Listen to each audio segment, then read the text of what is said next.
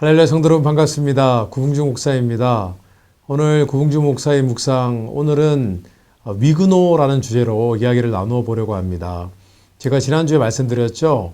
신앙의 클래식 첫 번째 시간으로 제가 또 나희필 장로님에 대해서 소개해 드렸고요. 오늘은 신앙의 클래식 두 번째 시간입니다. 신앙의 클래식. 우리 과거의 신앙의 우리 선배들을 기억하자는 의미로 제가 이 시리즈를 말씀드리고 있는데, 다음 주면은 또 다른 신앙의 선배들을 제가 소개하도록 하겠습니다. 오늘은 위그노입니다. 위그노. 제가 지난 주일 설교 말씀 때 위그노에 대해서 잠시 소개를 드린 적이 있습니다. 성도님들께서는 아마 기억하실 거예요. 위그노. 이 위그노라고 불렸던 사람들은 누구냐 하면은 바로 프랑스의 16세기에서 18세기까지 개신교 크리스천들을 의미합니다. 원래 이 사람들이 이 위그노라는 단어가 어떻게 파생이 되었냐면은, 그 이름이 정확하게 기억은 안 나는데, 제가 밑에 제가 조사해온 자료를 제가 잠깐 참고해야 될 것 같습니다. 원래 위그노라는 말은 이 동맹이라는 뜻입니다. 동맹. 그러니까 어떤 주제로 함께 모여서 함께 어떤 가르침을 서로 탐구하는 그런 동지들이라는 뜻입니다. 근데 원래 이게 독어로 아이트게노센이라는 단어에서 나왔는데, 여기서 아이그노트라는 말이 파생이 되었고, 아이그노트가 위그노라고 불리게 된 것입니다. 그래서 새로운 리폼드, 개혁적인 16세기 종교개혁이 있었지 않습니까? 마틴 루터 그리고 존 칼빈, 다 아시는 인물들입니다.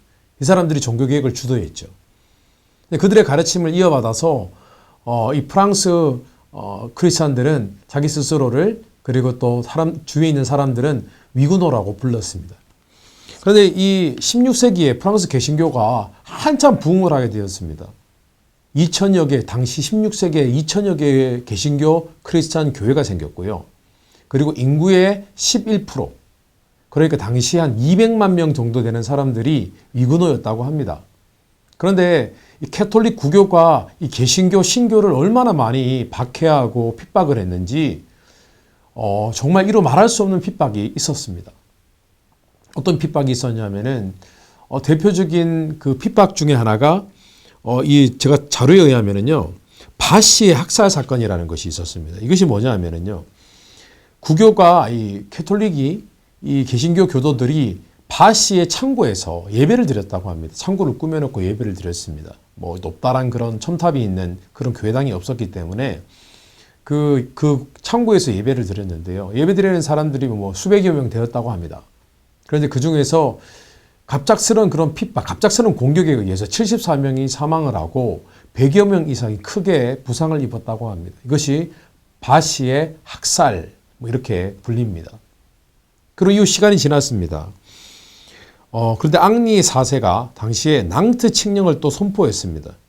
그래서 낭트 칙령을 선포하면서 구교와 신교가 대립을 하게 되었는데 37년 동안 전쟁을 또한 벌였다고 합니다. 그뿐 아니라 성바돌롬의 대학살 사건도 있었다고 합니다. 성바돌롬의 대학살 사건. 이건 어떤 사건이냐면, 당시에 구교가 또 신교를 막 공격을 냈습니다. 그들의 예배당을 침입하고, 그래서 많은 사람들을 죽였는데, 당시에 프랑스 파리에서만 3,000명 가량이 죽었다고 합니다. 도합 합치면은 2만 명 이상의 이 프랑스의 개신교 크리스찬들이 죽었다고 합니다. 참 놀랍지요. 그러나 이후에 18세기 말에 루이 16세가 베르사유 칙령을 발표하면서 마침내 위그노, 그러니까 프랑스 개신교 크리스찬들은 자유를 얻고, 신앙의 자유를 얻고 자유롭게 예배를 드릴 수 있었다고 합니다.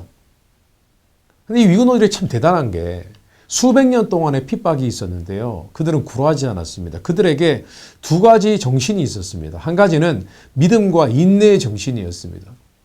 위그노들은 늘 그림을 그리면서 자신들의 표식을 남기는 것을 굉장히 즐겨했는데요. 어떤 그림을 그렸냐면은, 대장장이들이 흔히 쓰는 망치 있죠. 철을 당금질하고 다루는 그런 망치. 그리고 모루라는 것이 있습니다. 모루 아십니까? 모루? 모루는 대장장들이 망치로 시뻘건 쇠를 이렇게 연장을 써서 이 망치로 이 모양을 내기 위해서 밑에 받치는 쇠로 된 도구를 의미합니다. 약간 이렇게 볼록 튀어나와서 윗부분은 평평하고 여기는 볼록 튀어나온, 그리고 밑에는 이렇게 받치는 모양으로 되어 있는 그런 무쇠로 된 그런 도구를 모루라고 부릅니다. 위그너들은 이 두 가지 연장을 그리는 걸 좋아했습니다. 이 두 가지 연장을 그리면서 그들이 이렇게 늘 고백했다고 합니다. 망치는 뭘 의미하냐면은 핍박과 박해를 의미합니다. 근데 모루도 마찬가지입니다. 그래서 그들은 늘 이렇게 주장했다고 합니다. 그들이 아무리 망치로 우리를 두들겨도 그들의 망치와 모루만 달아 없어질 뿐 우리는 없어지지 않을 것이다. 우리는 끝까지 믿음을 지킬 것이고 인내할 것이다. 핍박을 이겨낼 것이다. 라고 그렇게 고백을 했다고 합니다. 대단한 믿음의 정신입니다. 그들은 끝까지 핍박을 인내했습니다. 굴하지 않았습니다. 근데 그들에게 또 한 가지 정신이 있었는데요. 그 정신은 바로 저항 정신이었습니다. 그 당시에 18세기에 메리 듀앙이라는 그런 여인이 있었습니다. 이 여인은 어릴 때부터 위그노로 자랐습니다. 그 위그노들이 핍박 가운데 신앙생활을 한 것이 수백 년이었기 때문에 그 가운데 태어난 것이죠. 이 여인은 위그노로서 신앙을 끝까지 지켰는데 아마 그녀가 살던 시대가 박해가 심했던 시기였던가 봅니다. 근데 말의 이 듀앙은 핍박을 당하는 가운데 19세 때 감옥에 갇히고 말았습니다. 여러 가지로 회유를 했겠죠. 신교를 버리고 개신교를 버리면은 살려주겠다. 그러나 끝까지 그녀는 굴하지 않았습니다. 19세 때 들어가서 38년 동안 감옥 생활을 했다고 합니다. 처녀로 들어가서 38년 동안 감옥 생활을 한 것입니다. 그런데 감옥 안에 아마 그들이 마시는 우물이 있었던가 봅니다. 근데 우물에 이 여인이 글자를 새겼는데 뭐라고 새겼냐면은 resist, 코리안 잉글리시로 하면은 레지스터, 이렇게 글자를 썼습니다. 그리고 어떻게 썼냐 하면은 비진리에 저항하라. 복음을 지키기 위해서 저항하라. 끝까지 저항하라. 그렇게 써붙였다고 합니다. 그래서 감옥에서 함께 고생하는 같은 개신교 크리스천들이 영향을 받고 끝까지 믿음을 지켰다고 합니다.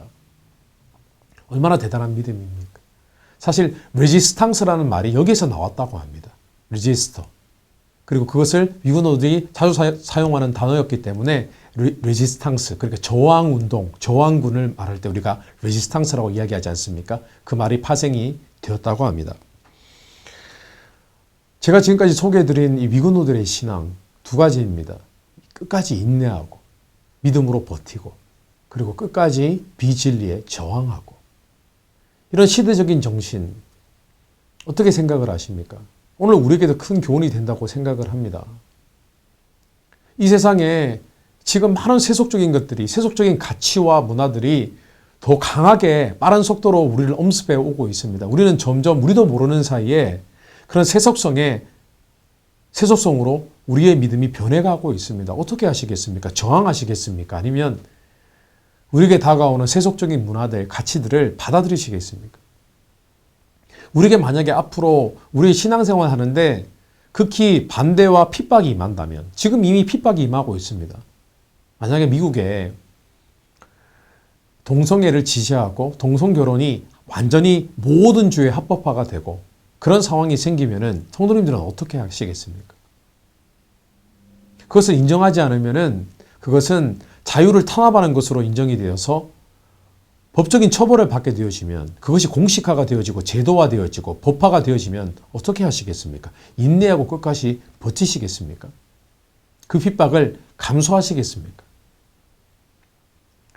우리가 다가올 시대는, 우리가 맞이할 시대는요, 그렇게 밝지만은 않습니다. 영적인 관점에서는 어두운 시대가 다가올 것입니다. 저는 그렇게 확신을 합니다. 물론 앞으로 우리가 다가올 시대는 더 편리한 시대고 테크놀로지가 발달하여서 더 첨단 시대가 될 것입니다. 그러나 반면에 영적으로는 보다 어둡고 어려운 시기가 찾아올 것입니다. 많은 사람들이 세상과 타협하게 될 것입니다. 근데 오늘날 우리에게 필요한 것이 무엇일까요? 만약에 위그노들이 팬데믹을 경험했다면 그들은 아마 모여서 예배드리는 것을 포기하지 않았을 것입니다. 끝까지 모였을 것입니다. 마스크를 쓰면서까지 끝까지 모여서 함께 예배했을 것입니다.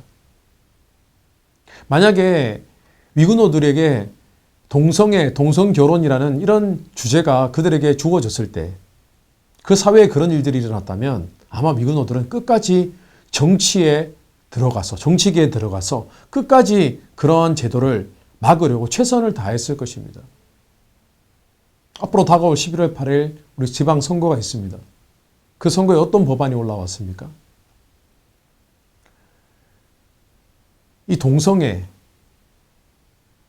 당연히 동성애를 우리 자녀들에게 가르치고 또한 이런 아주 이상한 법안들이 여러 개가 올라왔다고 합니다.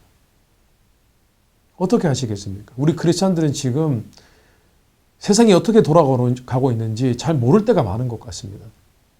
그래서 위근호들이었다면 아마 끝까지 저항했을 것입니다. 끝까지 싸웠을 것입니다. 합법적으로 싸웠을 것입니다. 그 법안이 통과되지 않도록 최선을 다하고 노력을 했을 것입니다.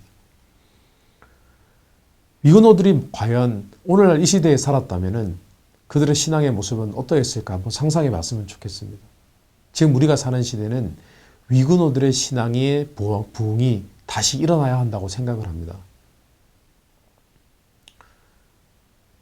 다시 한번 우리가 위근호들의 신앙을 묵상해 봤으면 좋겠습니다.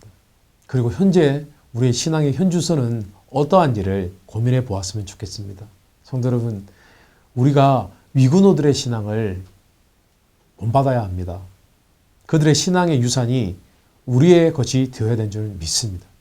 성도 여러분, 좀 더 믿음이 강해지고 또 좀 더 우리가 비진리에 저항하는 그런 깨어있는 신앙인들이 다 되시기를 주님의 이름으로 축복합니다.